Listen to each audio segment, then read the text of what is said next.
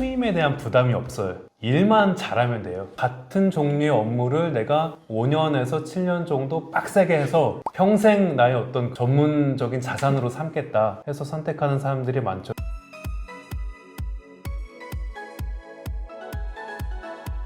헬로! 부동산 전문 이승은 변호사입니다. 저번 편에 이어서 이제 한민호 변호사님을 모시고 다른 이야기를 좀 해보려고 하는데요. 모두들 궁금해하시는 법무법인 태평양 잘 아시죠? 우영우 변호사가 실제로 근무했다고 보는 그것도 태평양인데요. 태평양 법무법인에서 오래 업소 생활을 하셨던 분이셔서 이제 그 생활에 대해서 조금 제가 질문을 몇 가지 드려보겠습니다. 법무법인 태평양에서 7년을 일하셨던데 네. 태평양 정도 가실 성적이시면은 연수원에서 꽤 공부를 잘하신 축이었을 것 같아요. 판사도 가실 수 있었고 검사도 가실 수 있었을 텐데 굳이 대형 로펌을 선택한 이유, 그리고 하필 왜 태평양이었을까? 그럼 알려주실 수 있을까요? 저는 이승은 변호사님 고등학교 친구이기도 한데 그 전에 독일에서 10년 정도 살았습니다. 4살 때 갔다가 14살 때 10년 정도 중1 때 돌아왔거든요. 그래서 항상 중학교 때도 그렇고 고등학교 때도 그렇고 대학교 때도 그렇고 독일에 대한 향수가 있었어요. 독일과 관련된 무언가를 하고 싶다, 유럽과 관련된 뭔가를 하고 싶다, 이 국제적인 걸 하고 싶다. 그래서 저는 좀 특이하게 학부 때부터 계속 국제적인 업무를 할 수 있는 변호사가 되고 싶었어요. 저는 사실 다른 연수원 동기들과는 좀 다르게 법원에는 아예 관심이 좀 없었습니다. 국제적인 업무를 하고 싶었고, 그러다 보니까 이제 선택지를 쭉 보게 됐는데 로펌들 중에서 국제 중재 업무를 가장 활발하게 하고 있는 로펌이 태평양이었습니다. 그래서 태평양에 입사를 하게 됐죠. 너무 잘한 선택이라고 지금도 생각하고 있어요. 애초에 국제중재 분야의 전문 변호사가 되고 싶어서 태평양 입사를 하신 거군요. 네.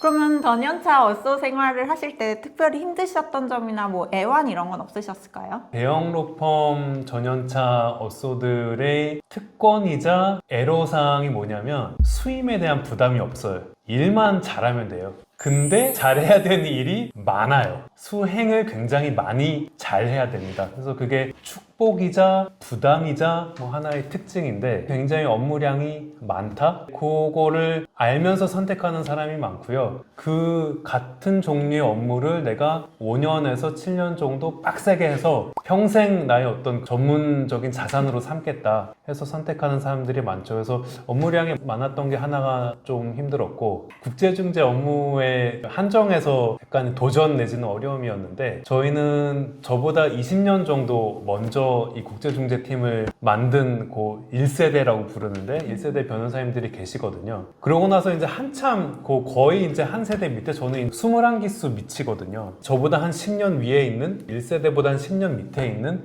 중간기수 선배님들이 많이 없었어요. 그래서 입사했을 때 10년 후 내 모습이 어떻겠구나, 15년 후 내 모습이 어떻겠구나 라고 구체적으로 상이 좀 안 잡혀서, 그러니까 이거 롤모델이라고 할 수도 있겠는데 너무 20년 위에 계신 분들은 좀 멀리 계시고 직접적인 롤모델이라고 하기에는 너무 또 이제 그 거리가 있고, 그래서 그 부분을 좀 잡아가는 것도 이 국제중재 분야의 한정에서 저는 하나의 도전이었습니다. 허리가 없는 건 진짜 쉽지 않은 일이거든요. 대형 로펌에서 힘든 업소 생활을 지내면서 사실 어떻게 잘 쉬었는가 그것도 되게 궁금하거든요. 잘 쉬어야 이제 또 일을 할 수 있는 원동력이 생기는 건데 변호사님 어떻게 쉬셨어요? 잘 쉬었는지 잘 모르겠습니다. 근데 사람들이 운동을 가장 일반적인 스트레스 해소법으로 얘기를 하는데, 운동 중에서도 그냥 헬스장 가서 러닝머신에서 러닝만 하는 운동도 있고요. 저는 1년차 때 운 좋게 회사 바로 앞에 그 헬스장에 코트가 있었어요. 농구장 코트가 있었는데 우와. 거기서 사실 저는 이제 구기 종목과 거리가 먼 사람임에도 불구하고 배드민턴을 많이 쳤거든요. 그래서 뭔가 운동한다는 느낌이 들지 않고 게임을 한다는 느낌이 드니까 그냥 거기에 몰입해서 스트레스를 풀 수 있었던 것 같습니다. 그거 말고 이제 사람들이 주로 스트레스 풀기에 좋다라고 권하는 게 창조적인 활동을 해라라고 하거든요. 그래서 노래를 부른다든지 그림을 그린다든지 글을 쓴다든지 하는 그런 게 있는데, 저는 이제 노래나 그림에 소질이 있지는 않아서 뭐 글을 따로 쓰고 그런 건 아닌데 SNS에 이제 글 한 토막씩 올려 그런 걸 좋아해서 그게 또 은근히 정화되는 작용이 있더라고요. 그래서 그런 것도 스트레스 해소에 짬짬이 도움이 된 것 같습니다. 그럼 변호사님이 생각하기에 대형 로펌 생활의 가장 큰 장점은 무엇일까요? 대형 로펌의 가장 큰 장점은 좋은 사건 좋은 동료들과 함께 반복적으로 수행할 수 있다는 게 아주 큰 장점이라고 생각이 됩니다. 대형 로펌이 워낙 전문성이 있다 보니까 회사에서 큰 사건, 중요한 사건이 있으면 그리고 흑백으로 나눌 수 없는 아주 팽팽한 사건이 오면 이제 로펌에 맡기거든요. 그거를 그러면 가장 경험이 많은 좋은 동료 변호사님들은 그 어떤 퍼즐을 풀면서 그 문제를 해결해 나가고 그런 유형의 일들을 반복해서 쌓아 나가면서 전문성을 쌓을 수 있는 게 가장 재밌기도 하면서 또 장기적으로 가장 자산이 되는 게 좋은 것 같아요. 그래서 그런 얘기를 하시더라고요. 사내 변호사를 하시다가 로펌으로 오는 경우도 요새는 있거든요. 그러니까 예전에는 로펌에 있다가 한 10년 후에 사내 변호사 가시는 분들도 있었는데 요새는 좀 거꾸로 사내 변호사 하시다가 또 전문성 이 부분이 좀 매력적이어서 로펌으로 오시는 분들도 있는데 그분들 얘기하시기를 야, 로펌이 이렇게 합리적인 조직이었어? 이렇게 합리적인 사람들이랑 같이 양질의 사건을 하는 것만으로도 너무 행복한데요? 라고 하시는 걸 듣고 오히려 제3자가 그 얘기를 해주니까 그런가 싶더라고요. 그래서 좋은 사람들이랑 함께 좋은 일을 반복적으로 할 수 있는 게 특징이자 아주 좋은 장점이라고 생각합니다. 부럽네요. 영혼이 일반 시청자들한테는 제일 궁금할 수 있는 부분일 것 같은데 대형 로펌이라고 하면 보통 대기업이랑 비교해서 생각할 수 있을 것 같은데 수입에 대한 메리트는 없었는지 그게 궁금하거든요. 대형 로펌에서 주니어 변호사 또는 어소 변호사한테 수행을 자기가 정말 주인의식을 가지고 책임감 있게 수행을 할 수 있도록 동기부여를 해줘야 되기 때문에 다른 일반 소형 또는 중형 법무법인보다는 훨씬 더 급여를 많이 주고는 있고요. 구체적으로 얼마를 주는지는 이승은 변호사님 다른 동영상을 잘 찾아보시면 미녀 변호사 편이 있거든요. 정보가 있는 걸로 알고 네, 있습니다. 거기에도 자세히 나와 있지는 않지만 시급으로 치면 대형도 다른 펌이랑 그렇게 차이는 없어요. 워낙 일하는 시간이 많으니까. 근데 워낙 일하는 시간이 많으니까 큰 액수를 받게 되는 거죠, 한 번에. 그러면 변호사님 법무법인 태평양에 김가뷰 변호사님이 국제중재 아까 말한 1세대 네, 맞으시죠? 네, 맞습니다. 네, 김가뷰 변호사님한테 인정을 받아서 김가뷰 변호사님이 개업한 로펌의 창립 멤버로 들어가시게 되어서 지금 일을 하고 계시는 거잖아요. 네. 혹시 그 비결은 무엇일까요? 비결 궁금해. 비결이라고 할 수 있을지 없을지 비결이지. 모르겠는데 저는 새로운 거 도전하는 거를 좋아하고요. 그래서 그런 성향이 잘 맞았던 것 같아요. 플러스 항상 유럽 관련된 거, 독일 관련된 거 제가 이제 노래를 불렀거든요. 너무 좋아한다고. 그래서 다른 동기들이랑 다르게 저는 중간에 해외 연수도 미국으로 가지 않고 영국으로 갔고 영국 가서도 끝나고 교환 근무도 영국 로펌이랑 독일 로펌에서 했거든요. 근데 이제 해외 연수를 마치고 한국을 돌아오니까 때마침 그 2019년도에 스위스에 있는 국제중재 변호사 또 국제중재 로펌이랑 같이 이 피터 앤 김을 만들 계획이다. 피터가 스위스에 있는 스위스 변호사님이거든요. 저는 대번에 저 너무 하고 싶습니다라고 했고 이게 아시아 또는 전 세계에서 한국 변호사로서 한번 돌풍을 일으켜보자라는 스타트업적인 마인드인 건데 저도 거기에 공감을 하고 굉장히 신이 나서 같이 동참하겠다라고 했습니다. 의외로 되게 자기 PR 잘하고 다니시네요. 내성적일 것 같은데 아닌가? 제가 잘못 알고 있었나 보다. 아이 성향 맞고요. 네. 아이 성향 맞는데 또 아이 성향이라고 이런 거를 하지 못할 이유는 없더라고요. 네, 맞습니다. 그러면 변호사 생활을 하면서 능력을 인정받기 위해 가장 필요한 덕목 3가지를 꼽으라 그러면 변호사님 뭐 하시겠어요? 저는 변호사가 갖춰야 될 가장 중요한 덕목 하나를 꼽자면 제 생각엔 신뢰인 것 같거든요. 지금 속해 있는 조직 내에서의 신뢰도 있고 고객에 대한 신뢰도 있고 그 다음에 이제 소송을 하는 변호사는 법정에 가서 판사님 또는 저 같은 경우에 중재판정부 앞에서 중재인 앞에서 신뢰감을 줘야 되거든요. 같은 신뢰 포인트지만 그거를 3개로 나눠보자면 신뢰를 쌓을 수 있는 어떤 비결이랄까? 아니면 그 특징이 내가 이제 믿음직스러운 신뢰감 있는 사람이 되기 위해서는 굉장히 소통을 많이 해야 된다. 그래서 저는 이 후배들한테도 일을 할 때 회사 내에서 나한테 얘기를 많이 해라, 많이 하자. 저도 이제 고객에 대해서도 소통을 많이 하려고 그러고요.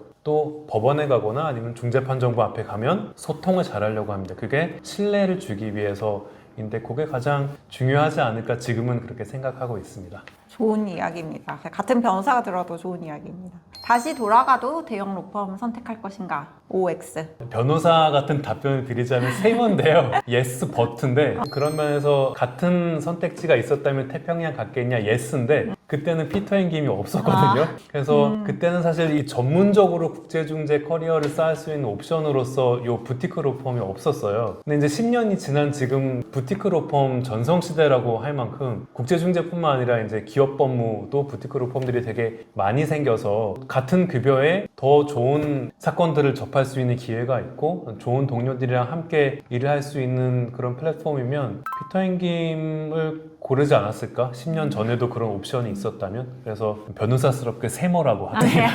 대형 로펌을 이제 지망하는 후배들에게 로스쿨 시절 어떤 능력을 함양하라고 조언을 해줄 것인지, 그리고 대형 로펌에 들어오면 어떤 능력을 함양하라고 할 것인지 좀 얘기 좀 해주시겠어요? 저는 이게 좀 재미없는 답이 될 수도 있는데 로스쿨에 있을 때는 민법 공부를 열심히 하라고 권하고 싶습니다. 민법이나 민사 관련된 저도 과목들을 같은 생각입니다. 결국에는 우리가 돈 관련된 문제를 해결해 주는 거는 민사 사건이거든요. 상사도 결국 민사의 파생이기 때문에 민법을 탄탄히 하면 이거는 정말 평생 자산이다. 맞습니다. 그 기본 토대를 열심히 쌓으라고 하고 싶고, 두 번째로는 학생으로서의 특권을 좀 10분 발휘해서 변호사 1년 차거나 2년 차거나 3년 차인 경우에도 사실 변호사잖아요. 근데 로스쿨생은 학생이거든요. 그래서 좀 자유롭게 로펌에 있는 변호사님들한테 접촉을 해서 궁금한 걸 물어봐도 위화감이 좀 없단 말이에요. 그래서 학생으로서의 특권을 좀 10분 활용해서 이런저런 그 로펌에 계신 변호사님들 접촉해서 뭐 커피를 먹자고 한다든지 해서 이것저것 많이 물어보시라. 그래서 정보 수집을 많이 하라라고 권하고 싶고요. 반대로 이제 로펌에 입사했다. 그래서 전연차 변호사로서 자기 실력들을 갈고 닦는 그 주니어들한테는 저는 글쓰기가 굉장히 중요하다고 생각하거든요. 글쓰기를 잘 연마해라. 저는 이제 국제중재 업무를 하니까 영어로 된 글쓰기를 많이 하게 되는데 사실 언어를 가리지 않고 우리말로 글쓰기를 깔끔하게 잘하면 영어에도 그게 그대로 통용이 되거든요. 그래서 맞춤법 관련된 책들 또는 표현을 좀 자연스럽게 할 수 있는 이 글쓰기에 관한 책들 선물도 저는 많이 하고요. 이거는 변호사로서 송무를 하든 자문을 하든 결국 우리는 언어로서 사람들이랑 소통하는 그걸로서 가치를 창출하는 직업이니까 글쓰기를 깔끔하게 잘 연마해라. 혹시 추천해 주실 책 있으세요? 제가 선물을 많이 하는 책 중 하나가 제목이 정확히 이건지 모르겠는데 내 문장이 그렇게 이상한가요? 라는 책인데 맞춤법 책 치고 재밌어요. 아, 재밌어요. 네, 재밌어요. 이게 실제 어떤 그 가상의 인물을 등장시켜서 그 사람이 편지 형식으로 이야기 형식으로 풀어나가면서 문장이 더 지저분한 거를 어떻게 더 깔끔하게 할 수 있는지를 이야기 형식으로 풀어나간 책이라서 그 책 추천드립니다. 네, 한민호 변호사님이 상사면 되게 힘들 것 같습니다. 저도 제가 제 상사가 아니라서 너무 다행이에요. 그럼 변호사님, 마지막으로 마무리하기 전에 변호사님 이제 10년 후에 어떤 모습으로 이 자리에 설지 한번 상상을 해보셨나요? 어떤 꿈을 가지고 계신가요? 제가 이제 국제중재 업무를 하니까 굉장히 많은 영국 변호사들, 미국 변호사들을 접하게 되거든요. 그분들은 뭐 모국어가 영어니까 당연히 너무 유창하게 변론을 잘하고, 그런데 한국 회사의 고충, 그 분쟁이 발생하게 된 배경 관련해서 한국어를 못하잖아요. 그거는 한국 변호사인 내가 훨씬 더 잘할 수 있다. 그래서 한국 회사들이 억울한 일을 당했을 때 국제중재 심리에서 내가 그거를 그 누구보다도 변론을 잘해서 이익을 지켜주는 그거를 지금 계속 연마를 하고 있고, 그래서 저는 변론에 관심이 많아서 국제무대에서 한국 변호사이지만 변론을 잘할 수 있는 또는 변론을 존중받을 수 있는 그런 변호사가 되려고 10년 후에 국제무대에서 더 잘 활약할 수 있는 변호사가 되려고 열심히 노력하고 있습니다. 50살의 우리의 모습이 기대가 됩니다. 화이팅! 네, 오늘 변호사님 모시고 대형 로펌 생활에 대해서 좀 여쭤봤는데요. 제 영상이 도움이 되신다면 구독, 좋아요, 알림 설정 부탁드릴게요. 감사합니다.